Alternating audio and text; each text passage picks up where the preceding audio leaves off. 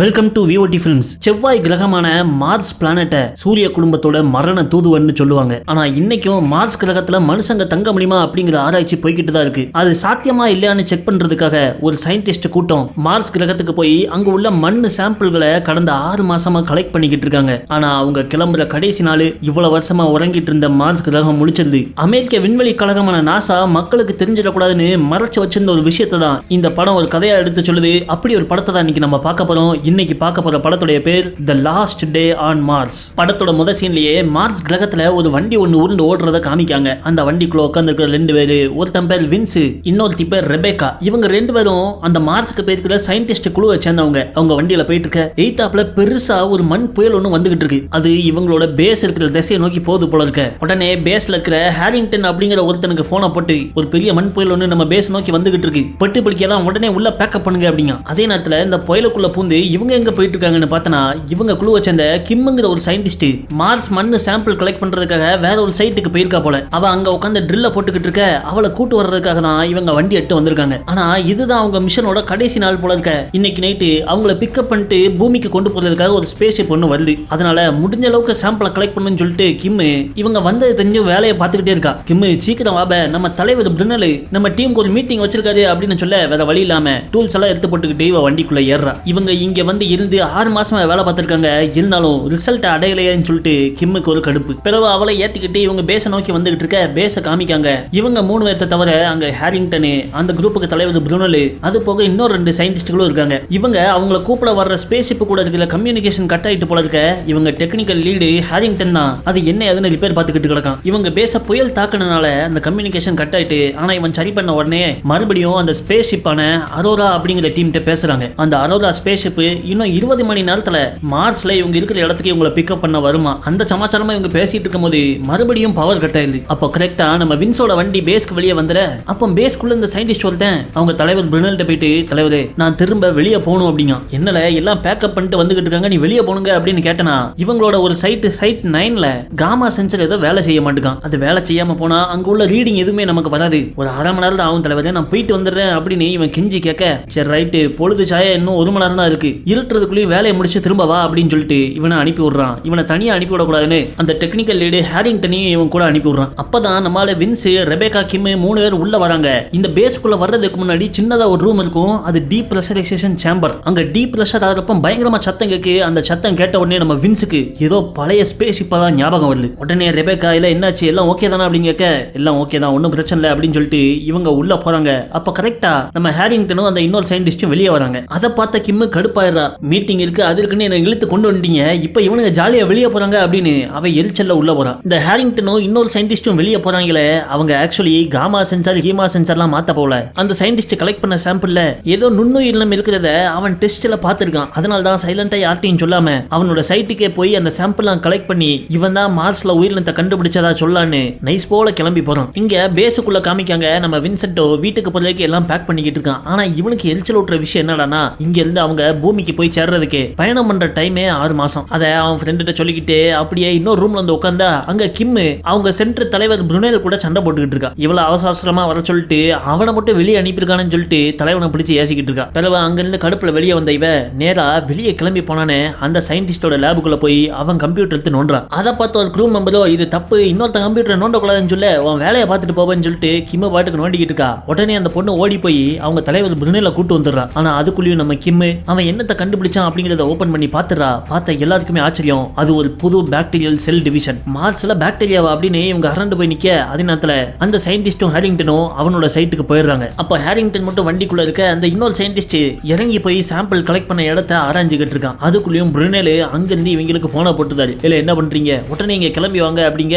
Marco போய் சென்சரை மாத்திக்கிட்டு இருக்கான் தலைவா அப்படின்னு ஹாரிங்டன் சொல்றான். இவன் விடுற கதையெல்லாம் புரிஞ்சுக்கிட்ட பிருனேல் முதல்ல அவன்கிட்ட குடுல போன அப்படிங்காரு. ஆனா அவனும் அங்க உட்காந்து மண்ணை ஆராய்ஞ்சுக்கிட்டு இருக்கான். அப்ப திடீர்னு அவன் நின்ன இடத்துக்கு கீழே ஒரு பெரிய குழி உண்டாயி புதக்கன்னு உள்ள போயிடுறான். ஹாரிங்டன் உள்ள வந்து பாக்குறதுக்குள்ளேயும் அவன் அதல பாதாளத்துல போயிடுறான். பதறி போன ஹாரிங்டன் ஓடி போய் பேஸுக்கு இன்ஃபர்மேஷனை கொடுக்க அவங்க அங்க வண்டியில கிளம்பி வராங்க. வந்து பார்த்தா அந்த இடத்துல ஒரு பெரிய பாதாள குழி ஒன்று உருவாயிருக்கு. உள்ள ஒண்ணுமே தெரியல, ஒரே புகமூட்டமா இருக்கு. அப்ப அங்க வந்து இவங்க டீமை சேர்ந்த ஒரு பொண்ணு ஹாரிங்டனை பார்த்து, ஏன் நீ இன்னும் கீழே போல அப்படிங்க. நான் போக முயற்சி பண்ண ஆனா முடியலன்னு அழுதுகிட்டு உட்காந்துக்கிட்டு இருக்கான். உடனே இவ போகலன்னு துடிக்கிறா. அதை தடுத்து நிப்பாட்டின அந்த க்ரூ மெம்பர்ஸ் சரியான டூல்ஸ் இல்லாம கீழே போய் நீ மண்டைய போடுறது பண்றதுக்கா? அதெல்லாம் ஒன்றும் போக வேண்டாம், மிஷன் கண்ட்ரோலுக்கு சொல்லி ப்ராப்பரா உள்ள இறங்குவோம் அப்படிங்க. மிஷன் கண்ட்ரோலுக்கு தெரிவிக்க இவங்க திரும்ப பேஸுக்கு போயிட்டு வரணும். அதுவரை இங்க பாதுகாப்புக்கு ஒரு ஆள் இருக்கட்டுமே அப்படின்னு யோசிக்க நம்ம வின்ஸ் நான் இருக்கேன் சார் அப்படிங்க. அதை கேட்ட அந்த பொண்ணோ இல்ல நீங்க போங்க, நான் இவனுக்கு பாதுகாப்பா இருக்கேன் அப்படிங்க. ஆனா இவங்க தலைவர் புருனலே தெளிவா நீ இருக்கிறது பிரச்சனை கிடையாது, ஆனா குழிக்குள்ள இறங்க முயற்சி பண்ணாத, நாங்க திரும்ப வந்தப்பறம் எதுனாலும் பண்ணலாம் அப்படின்னு சொல்லிட்டு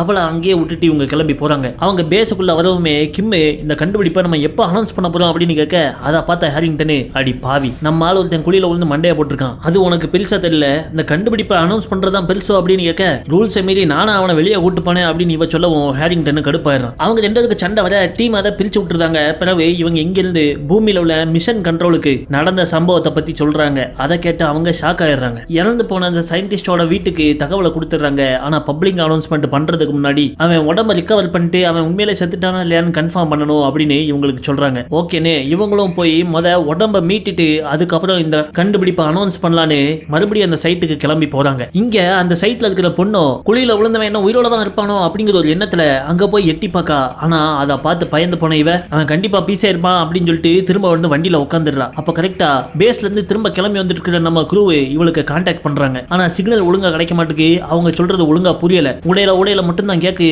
அப்போ அவங்க நாங்க சைட் 9 நோக்கி வந்துட்டு இருக்கோம் அப்படின்னு சொல்ல அப்போ அவ உட்கார்ந்து இருக்கிற அந்த வண்டிக்குள்ள யாரோ வர்ற மாதிரி இருக்கு. சார் யாரோ வராங்க அப்படின்னு இவ சொல்றா. ஆனா அதை அவங்களுக்கு ஒழுங்கா கேட்க மாட்டுக்கு. அவங்ககிட்ட பேசிக்கிட்டே இவ மெல்ல பின் கதவை திறந்து போய் பார்த்த உடனே அலறா. அப்படியே கட்டா இல்லை. நம்ம பேஸ்ல இருந்து வந்துட்டு இருக்கிற க்ரூக்கோ ஒழுங்கா கேட்காதனால சிக்னல் ரொம்ப மோசமா இருக்கு போல இருக்க, அங்க நேர்ல போய் பேசிக்கலாம்னு சொல்லிட்டு அவங்க வண்டியை தூக்கிட்டு வராங்க. இங்க வந்து பார்த்தா வண்டியில அந்த பொண்ணை ஆளா காணும். அவனை தேடி இவளும் குழிக்குள்ள போயிருப்பாளோ அப்படின்னு உள்ள டார்ச் அடிச்சு பாக்காங்க. அதுக்குள்ளேயே அங்க ஏல்டி இல்லு. சரி ரைட்டு, இனிமேல் லைட் அடிச்சு ஒன்னத்தையும் பார்க்க முடியாது, ஆளை உள்ள இறக்கிட வேண்டியதா அப்படின்னு சொல்லிட்டு நம்ம வின்ஸ் உடம்புல கைத்த கட்டி அவனை மெல்ல உள்ள இறக்குறாங்க. கையில ஒரு டார்ச் லைட் வச்சுக்கிட்டு அவன் அப்படியே கீழே போவ அந்த பாதாள குழிக்குள்ள இருக்கிற பாறாங்கல்ல ஏதோ பூஞ்சை மாதிரி உயிரினம் வளர்ந்துருக்கு. அதை அவன் அப்படியே கூர்ந்து பார்க்க லைட் அவனுக்கு கேர் ஆகுது. சரி ரைட்டு இன்னும் கீழே இறக்குங்க அப்படின்னு சொல்லவும் அவனை இன்னும் உள்ள இறக்குறாங்க. அப்ப மறுபடியும் அவனுக்கு ஏதோ ஸ்பேஸ் ஷிப் எல்லாம் ஞாபகத்துக்கு வந்து ஒரு மாதிரி கேர் ஆயிடுறான். இவங்க மேல இருந்து பேசுறாங்க. அதுக்கு அவன் பதிலே சொல்லாம கிடக்க உள்ள இறக்கணவனும் பாதாள குழியோட சமாதி ஆயிடக்கூடாதுன்னு சொல்லிட்டு சலச்சலன்னு அவனை மேல இழுத்துறாங்க. உடனே அவனுக்கு மூஞ்சில தண்ணி தெளிச்சு எல்லாம் சரியா இருக்கியா அப்படின்னு கேட்க நல்லாதான் இருக்கேன், நான் அந்த குழியோட அடிவரை பார்த்துட்டேன், அங்க யாருமே இல்ல அப்படிங்க. அப்ப கரெக்டா அங்க 2 பேரோட கால் தடம் இருக்கிற மாதிரி தெரியுது. அந்த கால் தடங்களை அப்படியே ஃபாலோ பண்ணி போனா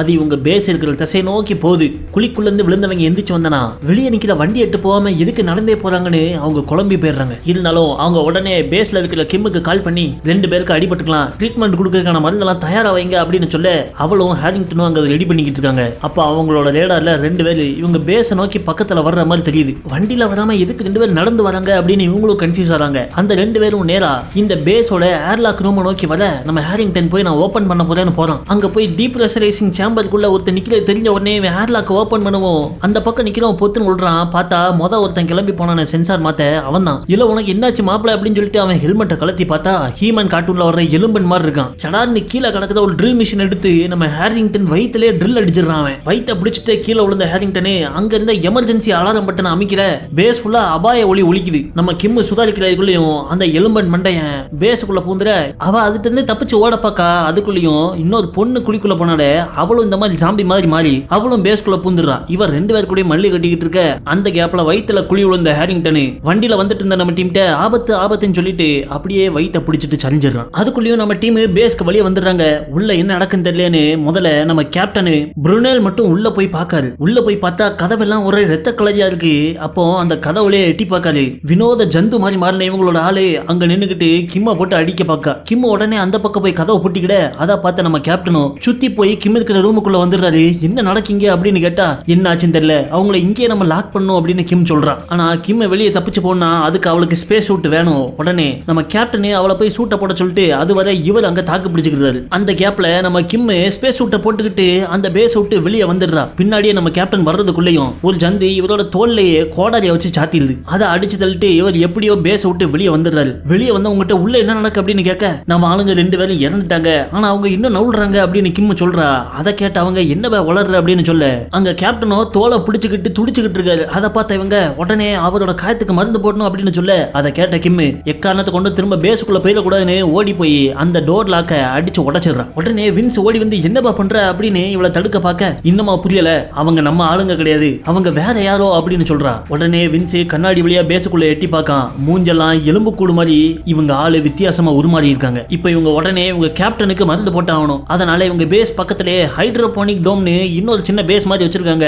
அங்க அவரை இழுத்துட்டு போறாங்க. உள்ள கொண்டு போய் அவரை லேப் பெட்ல படுக்க வச்சு உடனே வலியை குறைக்கிறதுக்காக ஒரு பெயின் கில்லர் ஊசி ஒண்ணு போடுறாங்க. பிறகு அவரோட காயத்துக்கு மருந்து போடணும்னு சட்டையை கிழிச்சு பார்த்தனா தோள்பட்டையில எலும்பு தென்னிக்கிட்டு இருக்கு. ஆனா அதை பார்த்த கிம்முக்கு ஒரு சின்ன குழப்பம். இவ்வளவு பெரிய காயத்துக்கு எவ்வளவு ரத்தம் வந்திருக்கணுமோ அவ்வளவு ரத்தம் வரல. என்ன நடக்குன்னு அவளுக்கு ஒண்ணும் புரியல. அப்போ கேப்டனோ, நான் உயிர் பிழைக்க மாட்டேன்னு எனக்கு தெரியும், என் குழந்தைகள்ட்ட நான் மன்னிப்பு கேட்டதா சொல்லிருங்க அப்படின்னு சொல்றவரு அவர் குழந்தைங்க பாக்கலைக்கு எப்படி இருப்பாங்கிறதே மறந்துட்டாங்க. அப்படியே பேச பேச அவருக்கு கண்ணு சொல்ல ஆரம்பிச்சிருது. தண்ணி தண்ணின்னு அவர் கேட்க உடனே இவங்க ஓடி போய் தண்ணியை கொண்டு வந்து அவர் வாயில ஊத்துறாங்க. தண்ணியை குடிச்சவர் ஒரு மாதிரி மல்லாக்குற மாதிரி போவ டீமை சேர்ந்த ஒருத்தன் கேப்டன் பக்கத்துல வந்து நிக்கான். அவன் ஜங்க பிடிச்சு சடாரி நெரிக்க ஆரம்பிச்சிடுறாரு. உடனே 2-3 பேர் சேர்ந்து அவர் கையை பிடிச்சு இழுத்து அவரோட பிடியில இருந்து அவனை விடுவிச்சிடுறாங்க. பிறகு திடுதிடுன்னு அவர் உடம்பு வைப்ரேட் ஆகி அப்படியே ஆட்டம் இல்லாம போயிருது. பிறகு மெல்ல நீங்க திரும்ப உங்க வீட்டுக்கு போக மாட்டீங்க அப்படின்னு சொல்லிட்டு சட்டுன்னு மூச்சு நின்றுது. அதை கேட்ட எல்லாரும் தன்னால திணறி போயிடுறாங்க. சாவ போற ஆள் எதுக்கு சாபம் விட்டு போறான் அப்படின்னு இவங்க பீதி ஆயிடுறாங்க. உடனே நம்ம கிம் ஓடி வந்து அவருக்கு பல்ஸ் இருக்கா இல்லையான்னு பார்த்துட்டு ஒரு 2-3 வயர் லாக்க கொண்டு வந்து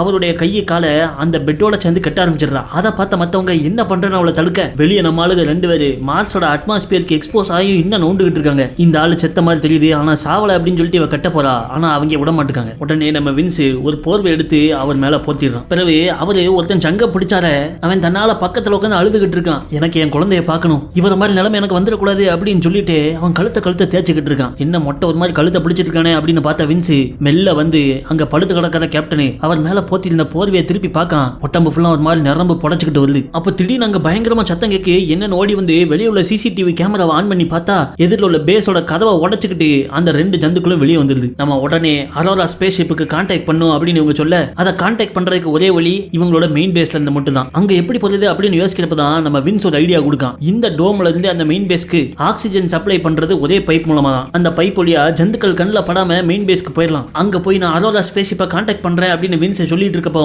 இங்க டம்னு சத்தம் கேக்கு. என்னன்னு ஓடி போய் பார்த்தா இந்த டோமோட கதவை போட்டு வெளியே இருந்து ஜந்துக்கள் அடிச்சு உடைக்க பாக்கு. அதை பார்த்த கிம்மு இந்த கதவை தாண்டி அவங்க வர முடியாது இல்ல அப்படின்னு கேட்க கவலைப்படாத, இதெல்லாம் 50 mm ஸ்டீலை வச்சு பண்ணிட்டு இருக்கிற கதவு, யாராலையும் உடைக்க முடியாது அப்படின்னு சொல்லிட்டு இருக்கப்போ உள்ள இருந்து சத்தம் கேக்கு. என்னன்னு ஓடி போய் பார்த்தா நம்ம கேப்டன் டெட் பாடி கிடுகிடுன்னு ஆடிட்டு இருக்கு. கந்தா எங்களை சோதிக்காதையா அப்படின்னு சொல்லிட்டு நம்ம வின்ஸ் நான் உடனே போய் அந்த கம்யூனிகேஷனை சரி பண்ணி அரோரா கூட கான்டாக்ட் பண்றேன் அப்படிங்க. இவன் போன அதே நேரத்துல வெளியே உள்ள ஜந்துக்களும் மெயின் பேஸ்க்கு வந்துட்டான், என்ன பண்ண அப்படிங்கவும் நம்ம கிம் இருந்துகிட்டு நம்ம அதுங்களை திசை திருப்பலாம் அப்படிங்க. உடனே இவங்க ஆக்சிஜன் பைப்புக்கான கதவை ஓபன் பண்ணி நம்ம வின்ஸை உள்ள அனுப்பி விட்டுட்டு மூடிடுறாங்க. அவன் கையில ஒரு டார்ச் லைட்டை வச்சுக்கிட்டு பைப்புக்குள்ள ஊர்ந்து போயிட்டு இருக்க இவங்க உடனே வந்து அங்க கிடுகிடுன்னு ஆடிக்கிட்டு இருந்தாரு கேப்டனு. அவர் உடம்புல இருந்து பிளட் சாம்பிள் எடுத்து மைக்ரோஸ்கோப்ல போட்டு ஆராயிறாங்க. அதுக்குள்ள இனம் தெரியாத ஏகப்பட்ட நுண்ணுயிரினங்கள் இருக்கு. அதை எப்படி கொல்லலாம் அப்படின்னு இவங்க டெஸ்ட் பண்ணிட்டு இருக்க அதே நேரத்துல பைப்புக்குள்ள போயிட்டு இருந்தானே வின்ஸ் அவனுக்கு மறுபடியும் ஏதோ ஒரு ஸ்பேஸ் ஷிப்புலாம் கண்ணுக்கு தெரியுது. பழையபடி அந்த ஆளுக்கு மூச்சு திணற ஆரம்பிச்சிருது. என்னால முடியாது அப்படின்னு அவன் வாக்கி டாக்கில சொல்ல இங்க இருந்து நம்ம ஜெசிகா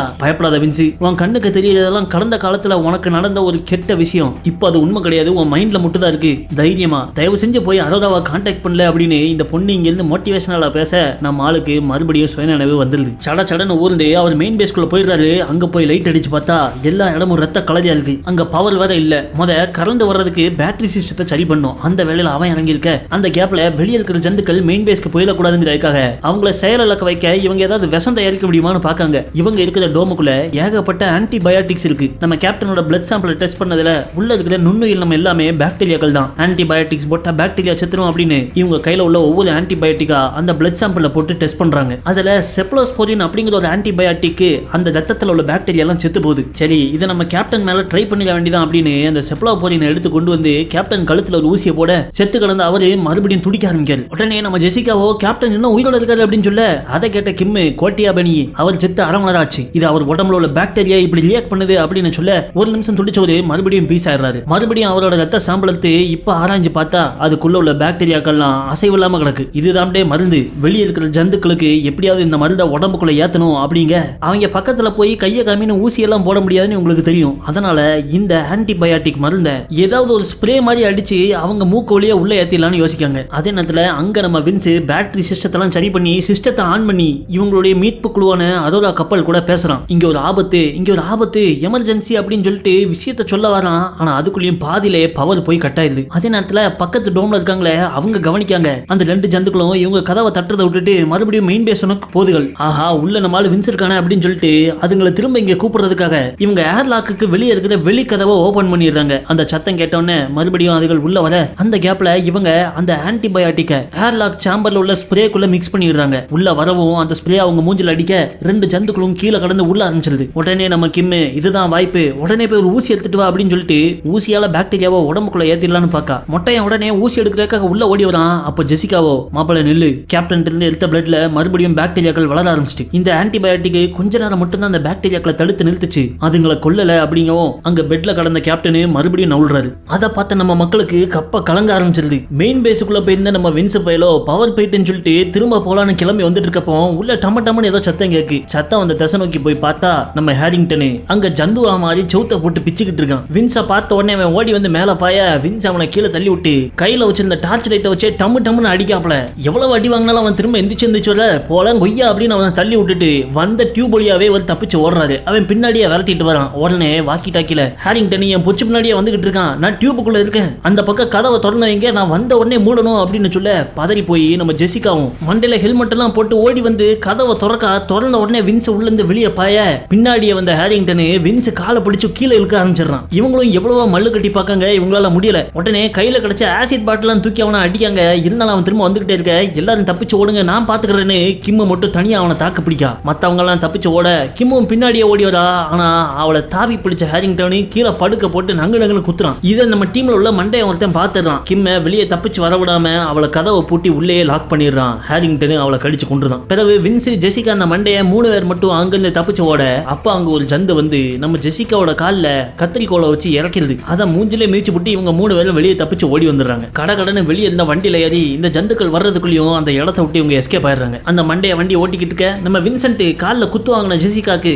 குத்துன இடத்துல இன்ஃபெக்ஷன் ஆயிடக்கூடாதுன்னு சொல்லிட்டு ஒரு ஊசியை போடுறான். ஊசி போட்டுக்கிட்டு இருக்கும்போது திடீர்னு அந்த வண்டியில லைட் ஆஃப் ஆயிடுது, வண்டியை நின்றுது. என்னாச்சு அப்படின்னு இவங்க பதறி போய் பார்க்க அந்த டிரைவர் மண்டைய ஓடி வந்து வண்டி பேட்டரியில பவர் இல்ல, இதுக்கு மேல வண்டி நவுலாது அப்படிங்க நம்ம வின்ஸ் ஓடி போய் அந்த இவங்களை மீட்க வர அந்த அரோரா ஸ்பேஸ் ஷிப் லேண்ட் சைட்ல இருந்து இவங்க எவ்வளவு தூரத்துல இருக்காங்கன்னு பார்க்கலாம். அந்த இடத்துக்கு போய் சேர்றதுக்கு தேவையான பவர்ல பாதி தான் பேட்டரியில இருக்கு, அப்ப மிச்ச பாதியை நம்ம நடந்துதான் போகணும் அப்படின்னு மண்டையன் சொல்ல வின்ஸ் அங்க காலில் குத்து வாங்கி உட்காந்துருக்கு நம்ம ஜெசிகாவை பார்க்க அவளால் நடக்க முடியாதுன்னு புரிஞ்சுக்கிட்ட வின்சோ நம்ம அங்க போக வேண்டாம், நம்ம திரும்ப பேசிக்கே போய் ஜெசிகாக்கு ப்ராப்பரா மருந்து கட்டெல்லாம் போட்டு விட்டுட்டு அந்த ஜந்துக்களை எடுத்து சண்டை போடும் அப்படிங்க. அதை கேட்ட மண்டையன் அலறிடுறான். அந்த ரிஸ்க் எடுக்க பதிலா இவளை இங்கே விட்டு போயிடலாம் அப்படிங்கிற மாதிரி அவன் சொல்ல கடுப்பான ஜெசிகாவோ கேப்டன் புருனல தான் உன் கழுத்தை பிடிச்சு அமுக்குனாரு, உனக்கு இன்ஃபெக்ஷன் ஆகலாம் என்னவே நிச்சயம் உன் கழுத்தை காமில அப்படிங்க. சரி வாய் சண்டை வாக்கிய தகராறா மாறிடக்கூடாதுன்னு உள்ள புந்து தடுத்த வின்ஸ் நம்ம பக்கத்துல இன்னொரு லேண்டிங் சைட் இருக்கு, அங்க வர போதைக்கு தேவையான சார்ஜ் இந்த வண்டியில இருக்கு, நம்ம அங்க போய் மிச்சத்தை பாத்துக்கிடுவோம் அப்படின்னு சொல்லிட்டு பேட்டரி சார்ஜை மிச்சப்பத்துறதுக்காக வண்டியில உள்ள லைட் எல்லாம் ஆஃப் பண்ணிடுறான். அப்ப திடீர்னு அவங்க வண்டியில உள்ள ரேடார் கீன்னு கத்துது. என்னன்னு பார்த்தனா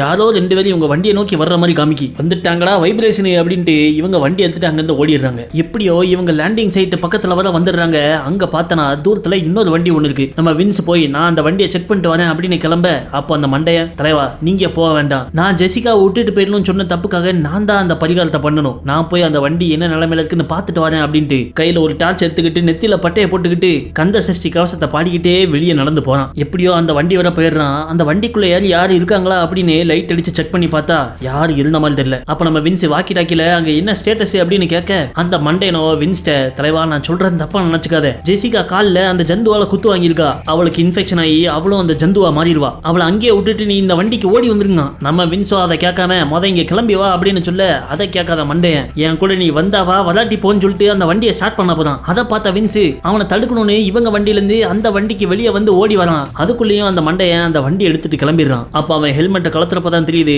அவன் கழுத்துலயும் இன்ஃபெக்ஷன் ஆயிருக்குன்னு. ஃபுல் சார்ஜ் இருந்த ஒரே வண்டியும் போயிட்டு அப்படிங்க நம்ம வின்ஸ் மறுபடியும் இவங்க வண்டிக்கே நடந்து வர பார்க்கான். அதுக்குள்ளேயும் அந்த ஜந்துக்கள் அங்க வந்துருது. இவங்க வண்டியோட டயர் தடத்தை தான் ஃபாலோ பண்ணி அது வருதுகள் அப்படின்னு தெரிஞ்ச உடனே ஓடி போய் உள்ளே என்ன வின்ஸ் அங்க வந்துட்டு இருக்கிற மணல் புயலுக்குள்ள வண்டியை விட்டுறான். அப்பதான் அவங்களால டயர் தடத்தை ஃபாலோ பண்ணி வர முடியாது அப்படின்ட்டு வண்டியை அந்த பக்கமா வந்துட்டு இருக்கிற புயலை நோக்கி ஓட்டுறான். எப்படியோ அந்த புயலுக்குள்ள போய் ஒரு மறைவான இடத்துல உட்காந்துட்டாங்க. விடிஞ்ச பிறகு சூரிய ஒளியால இந்த பேட்டரி சார்ஜ் ஆகி இவங்களோட மீட்பு கப்பல் வர்ற தூரத்துக்கு இவங்க ஓட்டிட்டு போக வாய்ப்புண்டு. அவங்கள கூட்டு போற மீட்பு கப்பலை காமிக்காங்க. அதுவும் மார்ஸ் கிரகத்தை நோக்கி வந்துகிட்டு இருக்கு. இங்க காலையில விடிஞ்சிருது. நம்ம வின்ஸ் கண்ணு முழிச்சு பார்த்தா வண்டிக்குள்ள இவன் மட்டும் தனியா இருக்கான். ஜெசிகாவை ஆள காணும். உடனே பதறி போய் வெளியே எட்டி பார்த்தா அவன் நடந்து போன கால் தடம் தெரியுது. அதை பார்த்த உடனே இவன் வண்டியை ஸ்டார்ட் பண்ணிட்டு அந்த தடத்தை அப்படியே ஃபாலோ பண்ணிட்டு போறான். கொஞ்ச தூரம் போன பிறகு பார்த்தா அவ தூரத்துல தனியா நடந்து போய்கிட்டு இருக்கா. இவன் இங்க வாக்கி டாக்கில இருந்து ஜெசிகா என்ன பண்ற உடனே வண்டிக்கு திரும்ப அப்படிங்க. ஆனா அவளோ எனக்கு இன்ஃபெக்ஷன் ஆயிட்டு என் பக்கத்துல வராதுன்னு சொல்லிட்டு இவனை விட்டு தள்ளி போக பார்க்க. ஆனா இவனோ கீழே இறங்கி அவ பக்கத்துல வர இவளால அவனுக்கு எதுவும் ஆபத்து வந்துடக்கூடாதுன்னு சொல்லிட்டு அவ ஹெல்மெட்டை கலத்தி மார்ஸ் கிரகத்தோட காத்த சுவாசிச்சு அவ உயிரே மாச்சுக்கிறா. அதை பார்த்து நம்ம வின்ஸ் அவளை கையில தூக்கி வச்சு அழுக. அப்ப திடீர்னு செத்தவ மறுபடியும் ஜந்துவா மாதிரி இவனை அட்டாக் பண்ண ஆரம்பிச்சிடறான். அடம் கொய்யால அப்படின்ட்டு இவன் அவ கூட மல்லு கட்ட. அப்போ ஜெசிகா இன்னும் உள்ள இருக்கா போல இருக்க, என்ன கொன்று என்ன முழுசா ஜந்துவா மாற விட்டுறாத அப்படிங்க. நம்ம வின்ஸ் அங்க பக்கத்துல கடந்த ஒரு கல் எடுத்து அவன் மூஞ்சில நங்கு நங்குன்னு அடிச்சு அவ கதையை சோழி முடிச்சிடறான். அப்ப தூரத்துல இவங்களை காப்பாத்த வந்து அந்த ரெஸ்கியூ ஷிப் வந்து லேண்ட் ஆகுது. இவன் உடனே அதை நோக்கி ஓடி போறான். கப்பல் இறங்குற இடத்தை சுத்தி 3-4 ஜந்துக்கள் சுத்திக்கிட்டு இருக்கு. ஆனா அதுங்க மனுஷங்க கிடையாது, ஜந்துக்கள்னு தெரியாத அந்த ரெஸ்கியூ ஷிப்போ என்ன ஆளுங்களா ஓடி வராங்க, சீக்கிரம் காப்பாத்துன்னு வண்டியை கீழே இறக்கி கதவை திறந்துடுறாங்க. கப்பல் லேண்ட் ஆன பொழுதுக்குள்ள இவன் போய் பார்த்தனா கப்பல்ல வந்தவங்க எல்லாம் செத்து கிடக்காங்க. அந்த ஜந்துக்கள்லாம் அவங்களை கடிச்சு தின்னுகிட்டு இருக்கு. அதை பார்த்த வின்ஸ் இதுதான் வாய்ப்புன்னு பொழுதுக்குள்ளேயே அப்படியே மறைஞ்சு அந்த கப்பலுக்குள்ள ஏறிடுறான். உள்ள வந்து பார்த்தா இவங்களை விட்டு போனானே வண்டி எடுத்துக்கிட்டு ஒரு மண்டையன் அவன் பைலட் சீட்ல உட்காந்துருக்கான். பார்த்தா ஆளு மூஞ்செல்லாம் ஒரு மாதிரி வெளியே போயிருக்கு. என்னோட பொண்ணு, என் பொண்ணோட முகமே எனக்கு ஞாபகம் இல்லை அப்படின்னு சொல்லிட்டு இருக்கான். அதை கேட்ட வின்ஸ், தம்பி மண்டையா நீயா வண்டியை விட்டு இறங்கிரு, இந்த இன்ஃபெக்ஷனை நம்ம பூமிக்கு எட்டு போக முடியாது அப்படிங்க. அதை கேட்ட உடனே அந்த மண்டையன் இன்னும் வெறியாயிடுறான். ஏலே வென்று, ஜெசிகாக்கு இன்ஃபெக்ஷன் ஆனா மட்டும் சரி பண்ணிடலாம்னு சொல்லிட்டு தூக்கி போய் தாங்குவீங்க, எங்களுக்கு இன்ஃபெக்ஷன் ஆனா பூமிக்கு போக கூடாது, நீங்க இறங்க சொல்லுவியான்னு நம்ம வின்ஸ் மேல பாஞ்சி அவனை கடிக்க பார்க்கான். அவன் கூட மல்லு கட்டிக்கிட்டே இவன் ஸ்பேஸ் ஷிப்பை ஸ்டார்ட் பண்ணில அது நேரம் மேல நோக்கி பறக்க ஆரம்பிச்சிருது. ஆனா இவங்க இன்னும் WWE விளையாண்டுகிட்டு இருக்காங்க. இல்லையா நம்ம வின்ஸ் மண்டையில ஹெல்மெட்டை மாட்டிட்டு அவன் மண்டையில ஒரு முட்டை மூக்கிக்கெல்லாம் ஒட்டஞ்சி ரத்தம் செதறிடுது. அத்தோட அவன் அப்படியே பணமாயிடுறான். அதே நேரத்துல இந்த ஸ்பேஸ் ஷிப்பு விண்வெளியை போய் சேர்ந்துருது. அங்க போன உடனே இவன் நேக்க கதவை திறந்து அந்த மண்டையனை வெளியே தள்ளி விட்டுருதான். பிறகு நம்ம வின்ஸ் மட்டும் உட்காந்து வண்டியை ஓட்டிட்டு பூமியை நோக்கி வந்துகிட்டு இருக்க. அப்பதான் கவனிக்கான் அந்த மண்டையனோட ரத்தம் இவன் உடம்பு மேலே அங்கங்க பட்டிருக்குன்னு. அதை புரிஞ்சுக்கிட்ட நம்ம வின்ஸ் உடனே ரேடியோ கம்யூனிகேஷன் ஆன் பண்ணி பூமியில இருக்கிற இவங்க டீமுக்கு தகவலை கொடுக்கான். மார்ஸ்க்கு வந்த இவங்க டீம் எல்லாரையும் ஒரு பாக்டீரியா இன்ஃபெக்ட் பண்ணி எல்லாரும் ஜந்துவா மாறிட்டாங்க. முக்காவாசியால் செத்தும் போயிட்டாங்க. நான் ஒருத்த மட்டும் தான் தப்பிச்சேன். ஆனா எனக்கும் அந்த இன்ஃபெக்ஷன் வந்துட்டுன்னு நினைக்கிறேன். அதனால நான் பூமிக்கு வரல, அப்படியே விண்வெளியில எங்கேயாவது போய் செத்து போயிடுறேன் அப்படின்ட்டு அவங்களுக்குலாம் டாட்டா சொல்லிட்டு வண்டியை பூமியோட திசையில இருந்து திருப்பி வேற பக்கமா செலுத்திடுறான். அப்படியே இவன் விண்வெளியில போய் தொலைஞ்சு போயிட. அதோட இந்த படம் முடியுது. இன்னைக்கு பார்த்த இந்த விண்வெளி ஹாரர் படம் உங்களுக்கு பிடிச்சிருந்தா நம்ம வீடியோக்கு லைக் பண்ணுங்க. இன்னும் பல வினோதமான படங்களை பார்க்க VOT Films சேனலை சப்ஸ்கிரைப் பண்ண மறந்துடாதீங்க. வீடியோ பார்த்ததுக்கு நன்றி.